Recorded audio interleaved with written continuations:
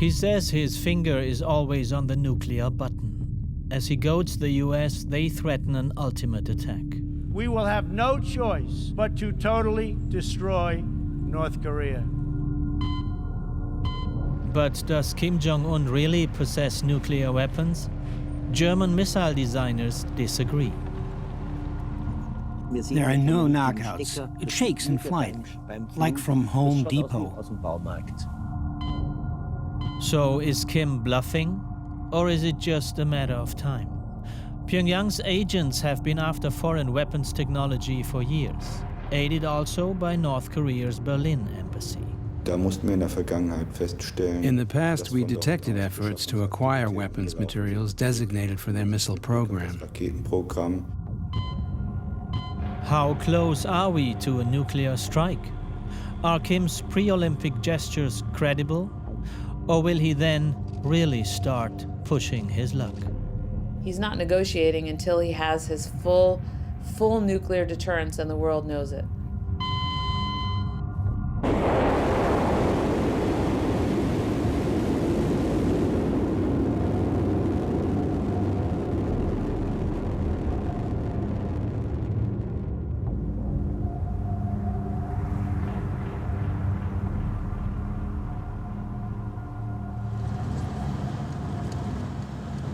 It is still early in the morning as we head out to see Kim's missiles. An arms expert from Munich, Markus Schiller, accompanies me. For years he has been evaluating North Korea's weapons tests without ever having been there.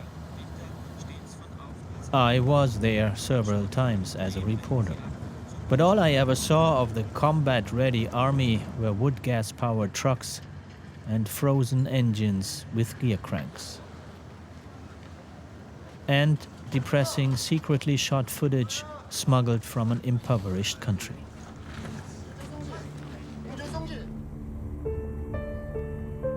But Schiller suspects North Korea's missiles are behind that fog, although we are now somewhere else, on a former Soviet military base near Odessa. Schiller is one of those experts who don't believe in North Korea's ability to regularly conjure up new missiles that take off without any mishaps. The only explanation I have is that they have been getting help. It's easier if you can buy things instead of building them yourself. One of the solid propellant missiles seems familiar to him. This is a solid fuel rocket. It's quite amazing that the North Koreans have got one like this.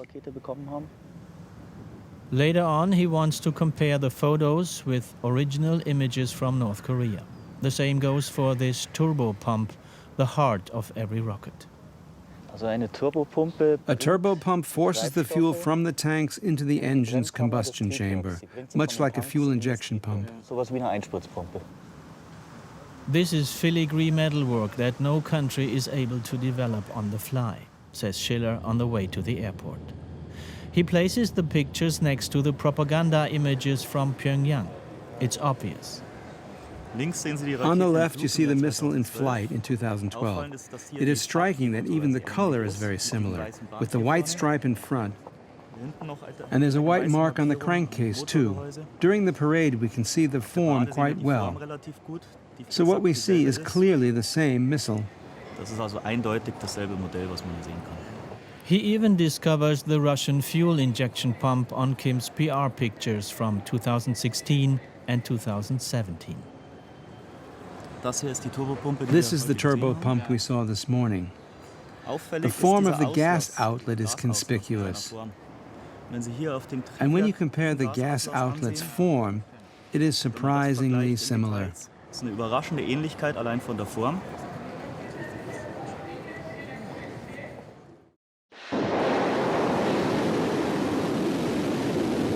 Are Kim's allegedly homemade missiles just smoke grenades? Fake like his hired clappers, for use as propaganda and to alarm the US media? Capable of hitting the US mainland.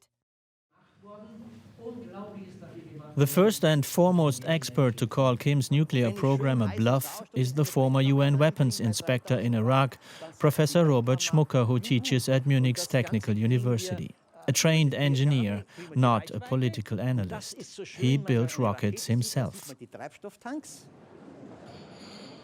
In their analyses, Schmucker and his co-author Markus Schiller come to the conclusion that Kim Jong-un must have had outside help, especially from the former Soviet Union.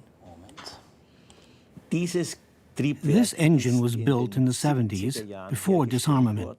That means these engines are still available in large numbers somewhere in storage. And who is going to notice when maybe 1 or 2 dozen are missing? Schmucker rules out the possibility that North Korea replicated it. Everyone who has tried to replicate it has failed. Iraq tried it, India tried it. The engines are highly complex. Inside, they reach a temperature of 3,000 degrees Kelvin, which is nearly as hot as the sun. And pressure is extremely high. Yet the engine should hardly weigh anything. That means you need a thin sheet of metal.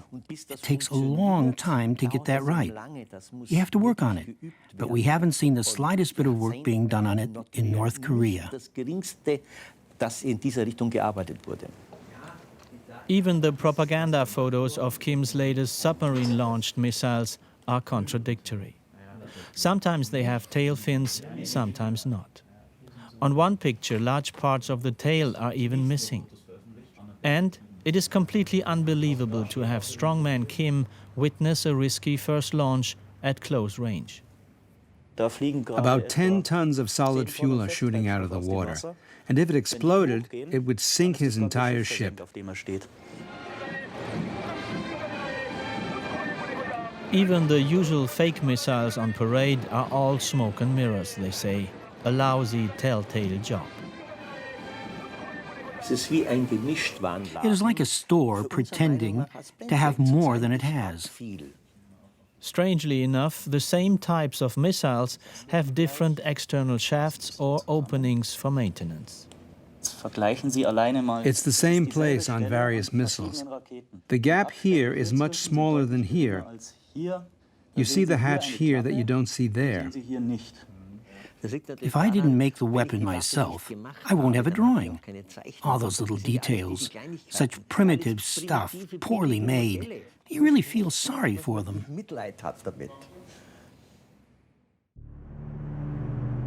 Is the scenario of nuclear intimidation just a big bluff? I'd like to know what experts in South Korea say about it. I also wonder what's so new about this threat. After all, the city of Seoul, with its millions of residents, has spent decades living with the risk that North Korea could destroy the whole city with its artillery alone. The last time the North trained this was in spring 2017, under the eyes of the commander-in-chief. In a worst-case scenario, also 30,000 US soldiers and their families would be affected.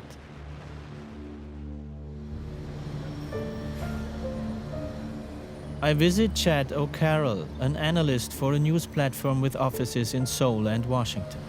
He warns us not to underestimate Kim's military clout and determination. No, we wouldn't follow the bluff theory. From a US military perspective, the Department of Defense has to take seriously any risk that a missile can reach the east or west coast of the United States. And we're now basically at that point. So even if it's a 1 in 5 chance that 20 million people can die, what does that really mean? We have to take that seriously. Nevertheless, he too thinks that Kim's regime is receiving foreign aid. And he shows me satellite images of the most recent parade in Pyongyang. The crowd of people is the red area with the trucks in front. He says that many of them were sent by China. There are even more in town that he didn't know of before.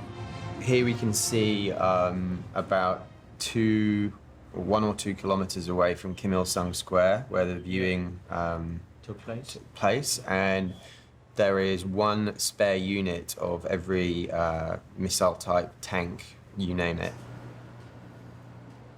Apparently, Japan also supplied Kim with these special hosting cranes. In these photos, which come from North Korean state media, you can see the crane is actually being used to lift the missile from the assembly line onto the transporter erector launcher.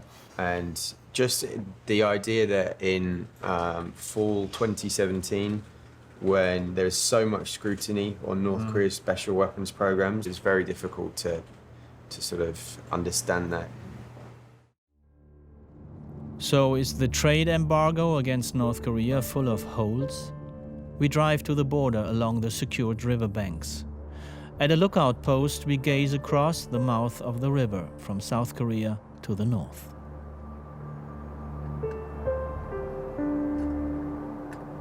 The military outpost Panmunjom is not far away. At the place where North Korean soldiers have been facing south for decades, there was recently a spectacular handshake. "Look at us," is Kim's message right on time for the Winter Olympics. We can make peace.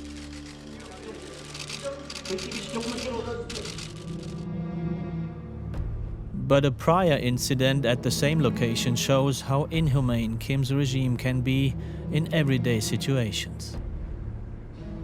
A North Korean border guard flees to the restricted area and is shot at by his own unit after crossing the borderline. A clear-cut violation of the current ceasefire agreement. The man is later carried to safety by South Korean soldiers and survives despite his injuries.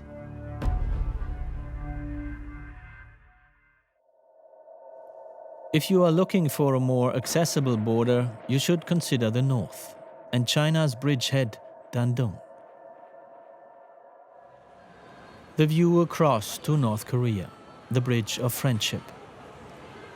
Chad O'Carroll's network regularly receives pictures from Dandong. He says they haven't noticed any particular checkpoints there yet. I mean, we have a couple sources in Dandong as well. This is a convoy of trucks going through the Chinese customs house just before they cross the Friendship Bridge. But you can see the sheer amount of cargo is, you would need an army of people to be going through everything. And the current UN sanctions ostensibly require all of this to be very thoroughly searched to ensure there's no materials that may breach sanctions. But on a good day, you might have 200-300 of these kind of trucks passing the bridge, and each one of them, you know, maybe 40 tons capacity. It's a lot of stuff.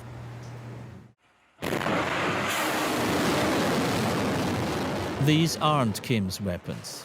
It's his enemy's muscle flexing. It is true that America and South Korea also threaten their foe. Their tenacious maneuvers in the south seem reason enough for Kim to develop nuclear weapons to protect himself, so he won't end up like the dictator Saddam Hussein in Iraq or Gaddafi in Libya. As a matter of fact, there was never a peace treaty following the Korean War. Scorching the place with napalm. The napalm bombardment is still an open wound in North Korea. Escalation was always a threat. Détente was rare. But there were moments. Kim Dae-jung, as the president of South Korea, visits the ruler Kim Jong-il, the father of today's ruler, in Pyongyang. Talks ensue, also with the USA. Kim Dae-jung is given the Nobel Peace Prize for this. His negotiator back then is still one of the most important political consultants in Seoul, Chung In-moon, the first diplomat we meet. What enabled the talks to take place at that time? Very simple, okay? Whenever there was a change of circumstances, the United States listened to what North Koreans were saying, okay? And they didn't demonize North Korea. They treat North Korea as a normal counterpart. And leadership commitment was another important factor. And there was a very effective communication channels. If Donald Trump had entrusted a negotiator or empowered his State Department, we might be further, says Moon. But Trump preferred to mock Kim Jong-un. Rocket Man is on a suicide mission for himself and for his regime. Those kinds of so-called hostile rhetorics could be very, very counterproductive. And also he has been elevating Kim Jong-un's status to his status. Moon tells us that he also was cursed by Pyongyang's propaganda as America's unworthy henchman. And still he continued talks and learned a great deal. I met the North Koreans and I told the North Koreans, I came, here, the dog of American imperialist here. How the hell do you can criticize me in that way? I have been working with you with all my heart. And I made a big shouting at the North Koreans, and the head of the North Korean delegation told me that, hey, Mr. Moon, that's a propaganda organization. And our organization, Department of United Front, we have a different view. Work is work, propaganda is propaganda. Don't be detracted, don't be disturbed by the propaganda. But how does one tell from the outside what is propaganda and what is serious? What do we even know about the Kim family who shaped the present ruler? And what do we know about Kim Jong-un himself?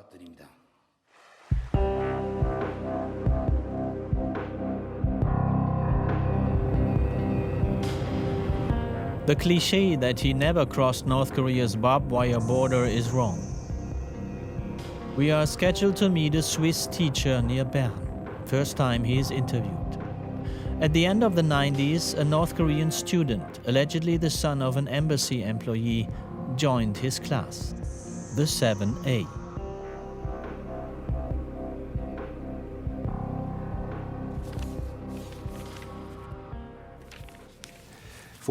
He was introduced as Un Pak.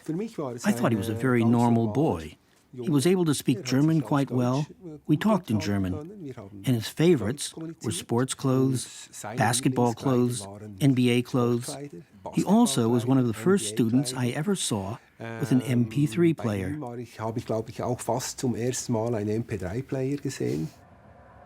It wasn't until years later that a facial measurement confirmed Kim's identity.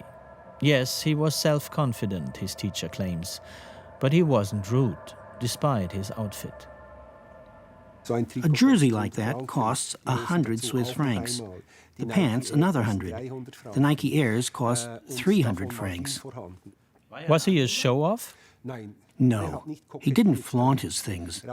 He didn't try to set himself apart from the others. In my opinion, he was a well-adjusted young man. While young Kim is donning his Nikes, small children are starving to death in North Korea because their mothers don't have any milk. Malnourishment, mismanagement. The regime always blames their archenemy, America. At the same time, Kim's older half-brother gets caught in Tokyo. Supposedly he wanted to go to Disneyland with 2 women and a fake passport.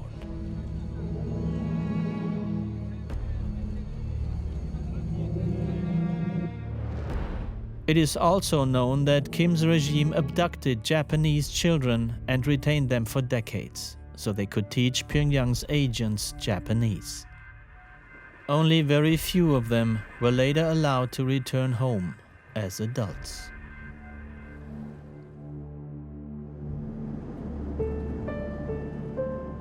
As the fate of the abducted children and other Japanese citizens became known, the reformer Junichiro Koizumi was prime minister. His entire country lapsed into a state of shock when North Korea confessed to the abductions. Koizumi accomplished this feat through tedious, confidential talks. They become an indelible lesson about the moral dilemma of those who have to negotiate with a tyrant. That also applies to Hitoshi Tanaka, the foreign affairs politician on Koizumi's team. I took for about 25 to 30 times negotiations. The negotiation all the time took place in the weekends. There are a couple of gifts we planned. One is the trip by the Japanese Prime Minister to North Korea, because in the eyes of Kim Jong-il, the getting a Japanese Prime Minister to come to North Korea itself is a kind of victory for them, to tell to the people, here we are, the former master, now Japanese Prime Minister came to this country to apologize for North Korea. The regime claimed that only 5 of the abductees were still alive, and they offered to let them visit Japan. Koizumi's team reacted according to the rules they had imposed on themselves. Prime Minister said immediately that we would like to see those 5 survivors. So that sort of meeting did take place. One of our officials went to see them, so we believed. That is a key element for us. It's not a question of trust or non-trust. I mean, it's difficult to verify anything North Korea says because it's a secret nation and it's not a democratic nation. Therefore, there is no accountability. I remind him, North Korea later accused you of breaking a promise because the abductees didn't return to Pyongyang. Did that bother you? No, I said to them, you're kidding, because those are Japanese who are abducted by you.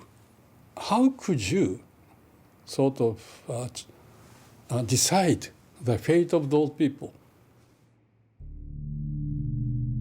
Pyongyang's tyranny. Even for Kim's half-brother and apparent rival who traveled so freely, that tyranny was his undoing. Just like others before, Kim obviously had him executed, in public, at the Kuala Lumpur airport. On the way to his booked flight to Macau, his actual place of residence, he is filmed by a surveillance camera. A short time later, he dies of poisoning. Malaysia's government threatens to punish anyone who publicly speculates about the case. Our inquiries sent to investigators are refused. Only one independent journalist accepts. I get a phone call from my contact in the police force saying, we just figured this out. There was this sort of an assassination or poisoning attempt in the budget airport. And we assumed that the guy was South Korean. Turns out he's a North Korean and he's a son of Kim Jong-il, right? Kim Jong-il. And I said, oh, really? Yeah, and he's a half-brother of the Kim Jong-un. I said, oh, wow, so what happened? So we don't know, but he was poisoned, right? And we found a fair bit of money, about 150,000 USD in his bag. The investigation reveals that 2 young women from Vietnam and Indonesia touched their victim with rags that contain the components of a chemical weapon, which have a deadly effect when combined. These 2 women came, they smothered him and they ran off. He staggered the information counter at the mall next to the budget airport. He said he wasn't feeling well, he was smeared with something, and they took him to the clinic. Then they took him, they said, no, we can't treat you here at the clinic, we're going to take you to the hospital, and he died along the way. There were conflicting accounts of who the 2 women were. The first account was that these 2 were actually his people. One was his maid, the Indonesian was his maid, the Vietnamese lady was his girlfriend, and then it changed. No, he did not know who they were. But they were hired to do this. The investigators detect the masterminds, men connected to the North Korean embassy. But then Kim's regime blackmails Malaysia's government by retaining Malaysian citizens in faraway Pyongyang as hostages. They wanted to arrest them because they did not have diplomatic status. Yes. And then what happened was that a standoff between the Malaysian government and the North Korean government. The impression from outside is that there's a country, there was a case, they were doing an accurate job in investigating, arresting, and then they let the ones go that were to be charged, actually. They will let go. They will let go, I don't know whether you want to call it a deal, but they will let go in exchange for the 9 Malaysians to come back. Because we have such a special relationship. We had direct flights. We could go there without visas. They could come here without visas. It was such a special relationship. In fact, up to last year, we had North Korean workers working in our coal mines in Borneo Island. You're right that, it doesn't make us look good because we dropped the ball. Yeah. But, in the scale of all the things people talk about Malaysia, corruption, financial scandals, political intrigue, is here. It's this small. Political hustlers, international complicity. This is the milieu that North Korea often makes use of, not only in Malaysia, and not only to eliminate rivals.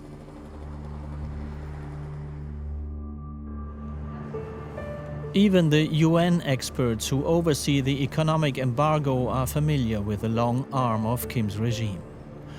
A long-time UN investigator in the team of experts for North Korea is willing to provide insight, sobering insight for everyone who hopes that sanctions will have an effect. I could only see loopholes. My question was rather, where are the closed holes, which was so few compared to the number of loopholes. Loopholes exist not only China, but also Russia, Taiwan, Southeast Asia. They have also operatives in Europe. He also has an eye on Kim's missile carrier, built by a Chinese arms manufacturer.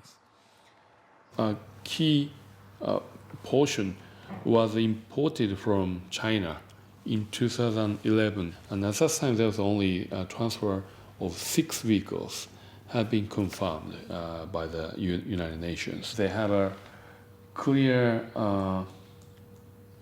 end-user certifications which show that the vehicle's end use is only for forestry business. Missiles become timbers. That way, Beijing no longer violates UN sanctions.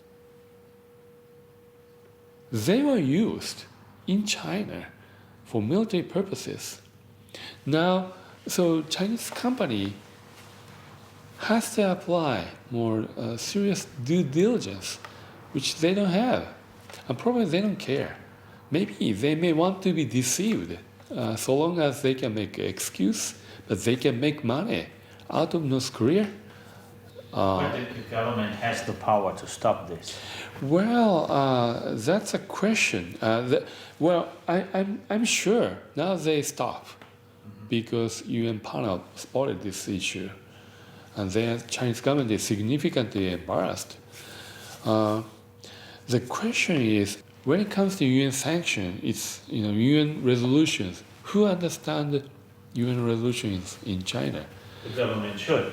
Well, I should say foreign ministry only, and the foreign ministry is not even understanding the full scope of the UN resolutions because it's so complex. In my discussion with Chinese counterparts, I always get the impression that they don't get the deep understanding of the resolutions, which they agreed. Or which they refuse to understand. But not only China helps Kim. When a missile fell into the open sea in 2012, South Korea's Navy fished it out and was astonished. A hodgepodge of parts from countless countries, including the West. About 14 kinds of foreign sourced items were found from the UNA-3 rockets. And most items are manufactured, obtained from United Kingdom, former Soviet Union, Switzerland, China, US, South Korea. So all countries which have rigid export control regulation were defeated. But that could be a cable or a switch or whatever. Right? Oh yes, and that's a key component. That's a key. So is the German expert right when he calls Kim's missile production a bluff? The investigator says yes and no. It's really a handicraft. You see glues The DC to DC converter was attached to some electricity circuit by hand and using glue. So it's not beautiful, and it doesn't seem to be serial productions, but that's okay for North Korea. They will use the same methods to manufacture one missiles, another missile, one by one. According to the US administration, the world would have to limit trade with North Korea and close every embassy there. Just what America's UN ambassador demanded. We call on all nations to cut off all ties with North Korea. In addition to fully implementing all UN sanctions, all countries should sever diplomatic relations with North Korea and limit military, scientific, technical, or commercial cooperation. The appeal met with little interest. Even in Washington, it was received with skepticism. Former negotiator and North Korea expert Evelyn Farkas was also doubtful. I disagree with that. I mean, anything to maintain the dialogue, keep the conversation going, I think would be useful. Now, I will say in defense of the diplomats, what I'm hearing from them in private conversations is that the North Koreans do not want to talk to our diplomats. They're not interested in negotiating. And again, I think this is because Kim Jong-un has decided he's not negotiating until he has his full nuclear deterrence and the world knows it. Germany also maintains diplomatic relations with North Korea, which former Minister of State Ludger Vollmer helped to arrange. When news broke in Seoul, he and his Chancellor Schröder landed a diplomatic bombshell. The situation in the country is depressing. Food security is not guaranteed. There will continue to be hunger crises. I am in agreement with the foreign minister that this will be done. The operational policy and the technical details have yet to be clarified, but the principal decision has been made. What then occurred behind the scenes alienated Vollmer. Pyongyang sought to receive gifts rather than dialogue, as an expression of their new friendship. With this in mind, a North Korean delegation showed up a few months later to make their first request. They wanted a steel mill and suggested that we give them one of the mills that the Thyssen company had shut down. It was quite complicated to explain to them that the German government didn't have the power to take control of private industrial property and hand it over to someone. Negotiations had to take place, and in the end, it would have meant some kind of payment. They weren't at all pleased and claimed that it wasn't the way they expected the friendship to be fulfilled. In fact, they left quite enraged, and that is what we still see today. They ruffle their feathers, but not because they harbor plans of military aggression.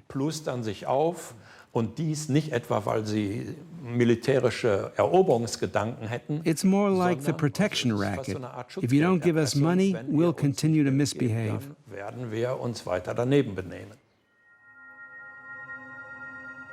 But the regime doesn't just wait for steel mills. These two North Koreans who walked into an espionage trap in the Ukraine were interested in secret documents dealing with the inflow of liquid fuel in missiles. They were also in touch with North Korea's local embassy. A court slapped them with prison sentences that are still in effect today.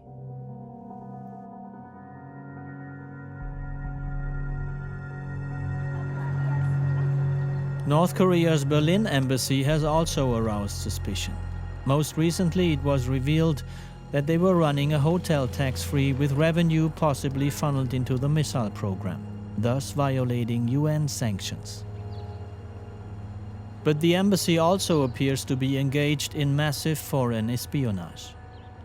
In the past, we detected efforts inside the embassy to acquire weapons materials designated for their missile program, partly in regard to their nuclear program as well. We have to assume that the material purchased for the missile program was bought through other markets or through shadow buyers or shadow companies abroad, and then purchased in Germany. Does that mean you rule out the possibility that purchases of weapons materials are still being organized in the embassy? No, we cannot rule that out. When we discover something, we stop it, but we cannot guarantee that we will detect every case. UN investigators were also alarmed by this suspicion. They asked for details, but the UN expert surprises us by saying he got no reply. We have asked the German government for information about more what technologies North Koreans were seeking for, but we never got any reply from German government. So the United Nations asked the German government for information and they didn't get an answer? It happened quite often with respect to Germany. So for most of the key cases, I never get any reply from German government.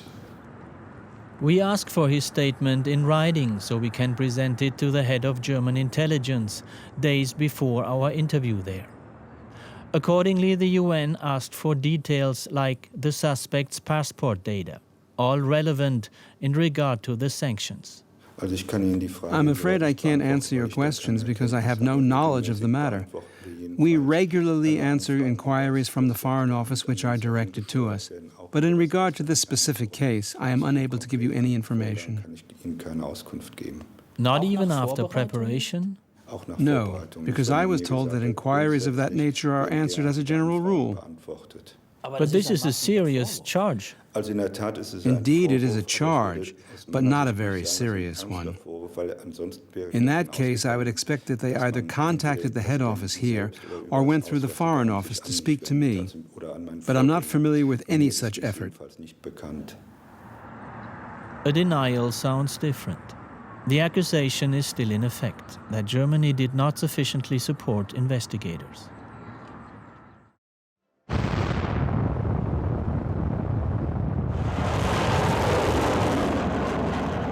Apparently, not just small parts have found their way into Kim's rockets. According to Schmucker, more material could have been transported in convoys like this one from Dandong. We have seen that shipments are possible. It is just a question of how to declare goods. We've seen shipments to Libya declared as water purification equipment that were actually missile components. And the amount being sent is small. We aren't talking about large numbers. But are Kim's PR poses amidst rocket components also proof of his skills?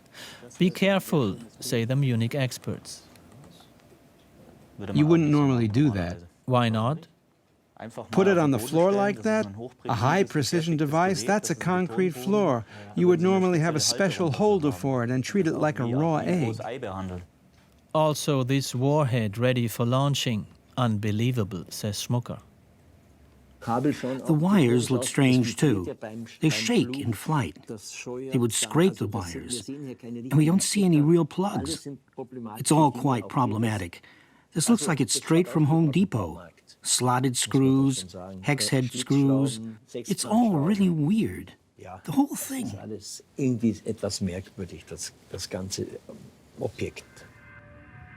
And the subtly placed drawing that shows it fits in the tip of the missile. Useless as proof, claims Schmucker, and sticks to his conviction. I can't make a rocket from scratch and successfully launch it. I've been in the business long enough to know that it won't work. If Schmucker is right, Kim is much less threatening than he claims. And the world has more time to negotiate. But is he right? And what do the former negotiators recommend in regard to Kim Jong-un? North Korean statement involve bluffing, that's for sure. They say that they have mastered a hydrogen bomb that can be loaded onto the ICBM, which may not be correct. We don't know. What we know for sure, they have successfully completed a nuclear test with an estimated field of 160 kilotons, which we have never seen before. Are they miniaturized or not? We don't know. And so far, I'm not convinced that they have sufficient capability for miniaturization, but it's a matter of time. I'm optimistic, therefore I believe that there will be and should be negotiated outcomes through diplomacy, but no other options. Sanctions and pressures will have inherent limitations. Military actions, South Korea will strongly oppose it. China, Russia will also oppose military sanction. Okay, and what else? Regime change. It won't be easy. Then the only way to resolve North Korean nuclear problem is dialogue and negotiation. Of course, it will take much longer time. But still, I think that if the United States, shows some signs of, olive branch to North Korea, even despite that kinds of domestic challenges, Kim Jong-un will bite American offer. We don't want a war, right? We don't want North Korea nuclear. We don't want those two. In order to deal with that, is there any other alternative but to be patiently negotiated with North Korea while we may exert utmost pressure and to invite China to be more serious? The best case scenario would be they don't have a full program, they freeze it before they have a full capability.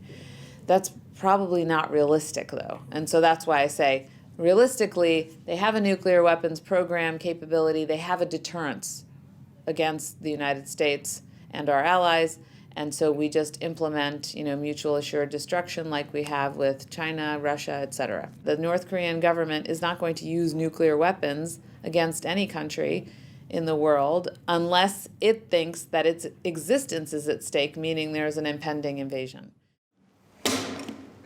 Or a false alarm like the recent one on Hawaii is all you need to trigger a disaster. The guardians of the former Soviet base near Odessa tell us about similar incidents.